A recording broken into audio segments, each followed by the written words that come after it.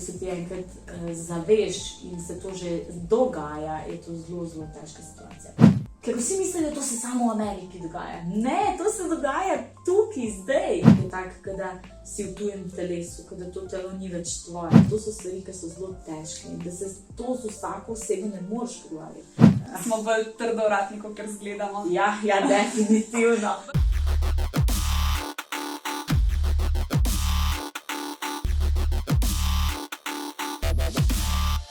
Živjo. Hejla. Danes je še zmer z mano Sabina. Kar sva nehali snemati prvi video o spolnem nasilju. Če ga še niste pogledali, si ga pogledajte, ampak ni nujno lahko pogledate potem, ko to pogledate. Se nič ne povezujete. Ja. Skratka, Sabina na Instagramu Zmedena mami bolj odprto govori o teh temah. Sama je bila tudi žrtev posilstva in skuša pomagati s tem, ko deli svojo zgodbo drugim, ker že to, da z nekom se lahko pogovoriš, ko veš, da je čez nekaj takega lahko pomaga. V glavnem, danes si pa tukaj, da boš z mano in z nami delila svojo izkušnjo. Predvsem, kako si se s tem spopadla, pa kaj se ti je zgodilo. Ja, tisti, ki me že spremljate na Instagramu, najbolj že veste, vedno, ko dam ask ven na Instagram, dobim kakšno sporočilo. Kakšno posilstvo, ljudje ne morejo verjeti, da jaz dejansko o tem že govorim, da mi je to tako, nekaj vsakdanjega, da povem, da sem to preživela, doživela. Zdaj, moja zgodba je tako zelo posebna. Jaz sem bila takrat praktično najstnica. Zdaj teče 11. leto, bo čez par dni, oziroma 11, 12 so že, odkar se je to zgodilo, tako da je že kar nekaj časa preteklo takrat. Posledice so še danes, nažalost. Ampak jaz bom tako rekla, jaz funkcioniram, imam 2 krasna otroka, čudovitega moža, tako da zaenkrat moram potrkati. Furamo naprej življenje. Zdaj, kar se tiče moje osebne izkušnje, bomo tako na hitro preleteli, zdaj neke hude detajle ne bi šla, ker je to še zelo osebna stvar, še vedno je zelo težko govoriti o tem, se pravi o detajlih, tako da, če pogledamo na splošno, meni se je to zgodilo leta 2009. Šlo je za to, da smo bili za eni kolektivni pijači, čistko, random. Ta oseba je stopila do nas, nismo jo poznali prej, oziroma samo tako na videz, da je izgubila ključe, sem šla pomagati in da je bilo vse pretveza, da me je dobila samo. Potem je prišlo do tega, da me je z glavo udaril ob kamnito stopnico, izgubila sem zavest in v tem času, preden sem se zavedla, kaj se dogaja, sem bila že v bistvu slečena in je že prišlo do penetracije, itak se braniš z vsemi 4, ampak ko se ti enkrat zaveš in se to že dogaja, je to zelo, zelo težka situacija. Treba se zavedati, da je bila oseba starejša od mene, močnejša od mene, večja od mene in v takem primeru se je zelo težko braniti. Itak adrenalin naredi svoje, tepeš, brcaš, graspaš, vse živo, kar lahko, ampak ko ima nekdo tako prevlado nad tabo, je zelo težko potem nekje na sredini se znebiti tega. Pri meni je bilo še toliko težje, ker je šlo za prvo spolno izkušnjo, prvi spolni odnos in vemo, da si vsi predstavljamo prvi odnos kot neko lepo izkušnjo, nekaj nepozabnega. Vem, da so določene kolegice punce sanjale, na plaži, sončni zahod, in tako, z nekom, ki ga imaš rad, ki ga ljubiš, je mogoče pretežka beseda, ampak če si pa pravilno počakati tudi mogoče z nekom, ki ga ljubiš. Tako da meni je bilo to ukradeno v sekundi in tega ne dobiš nikoli več nazaj in to je tisto, kar najbolj boli, da nisi imel besede pri tem, kako boš doživel svojo prvo spolno izkušnjo. Tako da mene je to zelo pobilo, zelo težko sem to predelala. Tudi en cajt sem se zelo zapirala vase. Je bilo zelo, zelo težko, sploh po spolnem nasilju se počutiš, da si zelo težko opišem, to razumejo samo tisti, ki so to doživeli, ampak občutek je tak, da si v tujem telesu, da to telo ni več tvoje, da si ujet nekje, ki sploh ni tvoje telo. Mogoče bi se lahko primerjali z Veliko tako piše, da se počutijo transseksualne osebe, da ni njihovo telo, da nekaj ne štima. No, in tako se tudi počutiš. Pač jaz se spomnim, da probaš se, tuširaš se, umivaš se, hočeš sprati tisto občutek iz sebe, hočeš umiti se na nek način in itek seveda ne gre, ne, pač moš predelati, občutki so grozni, grozoviti. Jaz sem tudi imela prebliske, ko nisem hotela več živeti. Pač res sem težko predelala te stvari, res je bilo hudo. Nikomer tega ne privoščim. No. Je pa tudi zelo pomembno, recimo, da si poiščeš pomoč, da imaš s kom govoriti o tem.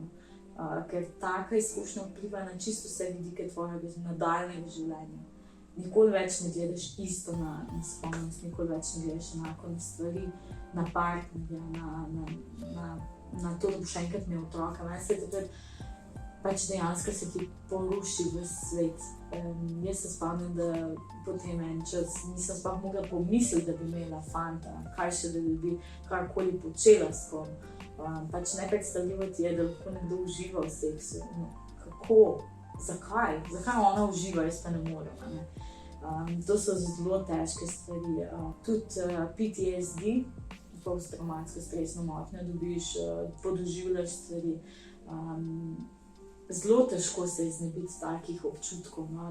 To te v bistvu spremljate čez življenje. Jaz sem zdaj že 12 let po tem, pa še vedno, kadar sem pod kakšnim velikim stresom, ne vem, kadar imam veliko stvari, ne vem, imam kakšne težave, karkoli, ko čutim stres, se mi vrnejo nočne more, podoživljam, kaj se mi zgodi.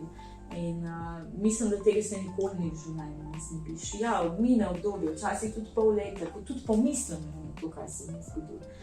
Živim pač naprej, ne. Pride pa obdobje, ko, ne vem, en teden vsako noč sanjam, v sanjah, v spanju boksam moža pod rebra, ker se branim, ker toliko podoživljaš, da dejansko manifestiraš vse v to, v najbližjo osebo, ki je poleg tebe, tako da v bistvu moj klemeni karevaš, kadar imam jaz probleme, no. Me budi po noči. To pač zelo težko je razložiti, ker to so tudi kriki sred noči, ne. Pa imam 2 otroka. Sploh, če govorimo o tem, kako je to vplivalo na mojo nosečnost, jaz pač da si ful želela potem otroka. Naj povem, da Klemen je edini človek, ki sem ga imela in ki ga bom imela, če se mene vpraša. Pač on me razume, ker tudi ful pomembno za naprej za življenje, da si najdeš nekoga, ki te razume, ker te nikoli ni daj nasili v nobeno stvar. In jaz sem Klemena najdla in bom večno hvaležna, da sem ga najdla. V glavnem, ko so se odločili, da bomo imela otroka, največji strah, kakšni bodo pripadki, če bo bolečina v porodu primerljiva s posilstvom. Potem pridejo take težave. Jaz sem v prvi in drugi nosečnosti hodila ves čas k psihologinji, kliničnemu psihologu na pogovore in na samo pripravo, ker pač treba se zavedati, da to niso enostavne stvari. To, da ima nekdo, ki je žrtev posilstva, otroke, da rodi, pa ne zato, ker sem to jaz naredila, daleč od tega, da se razumemo, ampak to zahteva ful veliko samodiscipline, ful veliko moraš stvari predelati, ker glava je velikokrat močnejša od telesa in včasih se glava odredi, kaj bo telo naredilo, in če se glava ustraši in reče, zdaj pa stop, to je pa prehuda bolečina, ko me spominja na posilstvo sred poroda, se zgodi, da se otrok zatakne in kot tudi otrok umre zaradi tega. Pač to so zelo, zelo težke stvari. Jaz sem obakrat imela ravno iz tega razloga planiran carski rez. Na srečo ali pa na žalost, sem obakrat rodila po naravni poti, kar je amazing, če pomisliš, kaj so vse sem mogla preživeti. Tako da moraš se odločiti, moraš stvari predelati, če hočeš normalno živeti. Je pa tako. Mene velikokrat kakšne stvari prizadene in nobenega drugega ne bi. Sploh, ne vem, če sem v družbi, pa kakšen od kolegov, se pravi ljudi, ki jih poznam, ki so najini ožji znanci, najina ožja družina, če kakšen od kolegov s moškega spola pride bližje k meni ali pa me objame, jaz pred naredim blokado in se umaknem 2 koraka nazaj. Pač nekako ne spustim v osebni prostor teh čeprav kolegov, zelo dobrih kolegov, ne vem, ljudi, ki so mojim otrokom zelo blizu, ki so strici, tete, ampak jih pač ne morem spustiti blizu sebe. V bistvu edina oseba, ki jo spustim, je klanjanje. In to je ta vidik, ki ti ostane za celo življenje, se mene vpraša. Tako da je težko, ni enostavno, treba se pogovarjati. Mene ni sram priznati, da vem, kadar mi je najtežje, da vem na pogovor psihologu, ne jemljem nobenih zdravil, zdaj da bi rekla, da rabim nekaj, ne? Ampak še zmeraj je zame osebno pogovor tisti, ki najbolj pomaga. Da povem, zakaj se tako počutim, da se tako počutim, da mi nekdo pove, da je v redu, da se tako počutim, da si dovolim, da se zjokam, da ne vem, si vzamem čas zase in da greš pa naprej. Zame osebno je to največ.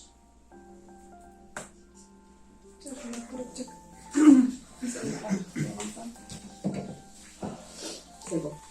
Imela čisto rdeče oči, kot Bora Zajc. Ok, to se pravi, omenila si, da ti pomaga pogovor s psihologom. Pa prej si tudi omenila razne institucije, kot Billy Obroč, Amnesty International, ki pomagajo, ti si se obrnila tudi na njih. V bistvu je pri nas bil tak postopek, da se je podala prijava na policijo in potem oni tako kontaktirajo društvo.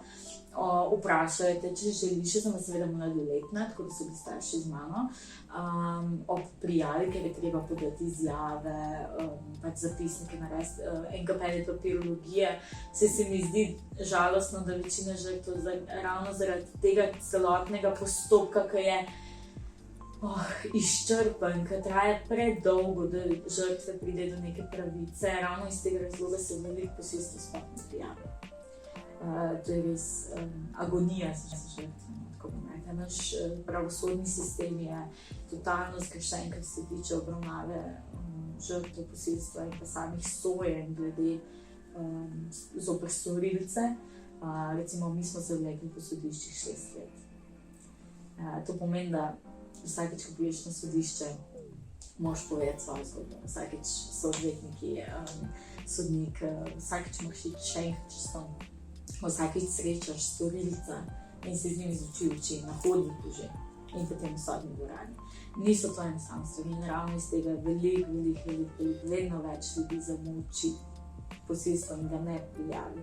Zdaj, kar se tiče samih društev, je pa tako, da te že na policijski postaji načeloma vprašajo, spodbudijo, če potrebuješ pomoč in se potem odločiš, ja ali ne, kontaktirajo in te tudi nekdo pride na pogovor s tabo.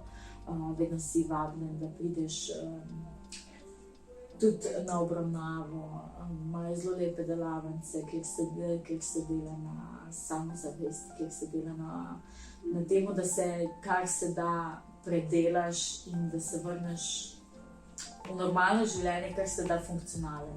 Zakaj rečem funkcionalen? Zato, ker nekdo lahko pade v globoko depresijo. Globoka depresija je stanje, kjer ti je vseeno za vse in pač ne moreš funkcionirati normalno. In ravno zato pač je cilj, da se pogovarjaš, da predelaš stvari, da dojameš stvari, da nisi kriv za to, kar se ti je zgodilo. Da si dovoliš jokati, da si dovoliš dati čustva ven. Na takšen ali pa drugačen način. Ali je to zdaj, da moraš nekaj razbiti, govorimo o krožnike doma na vrtu, ne govorimo zdaj, da greš razbijati vse povprek, ali moraš kričati, ali rabaš neko, ne vem, tako kot moj otroci, ninico. Jaz vem, da sem enega medvedka skozi sabo nosila dolga leta.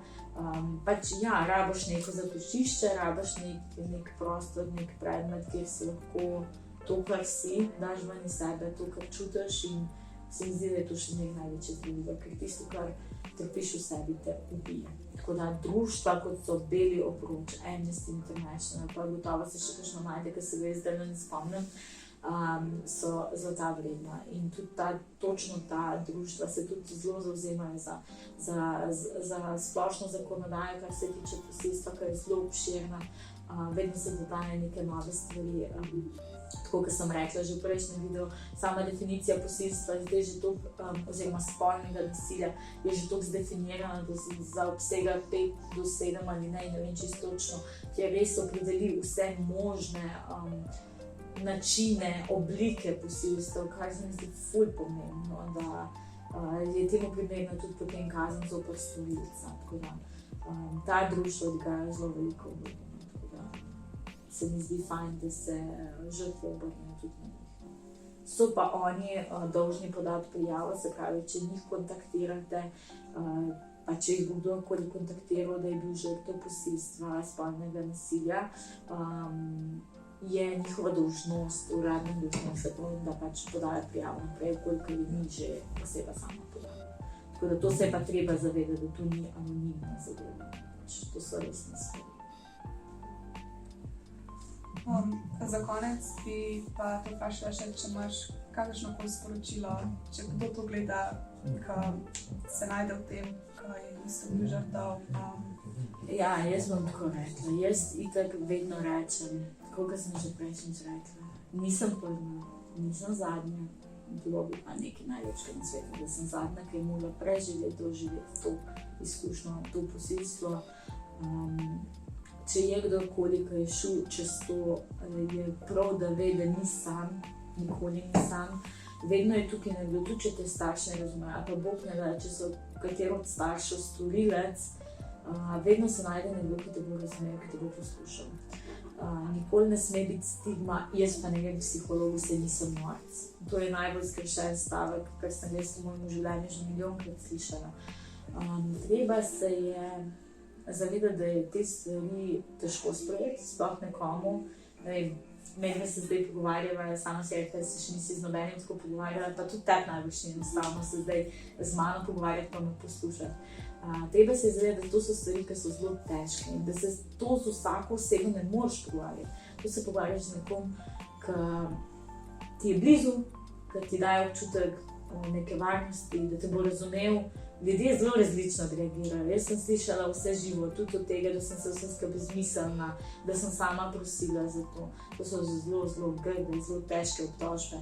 Tako da nihče ni kriv sam, da se mu je to zgodilo.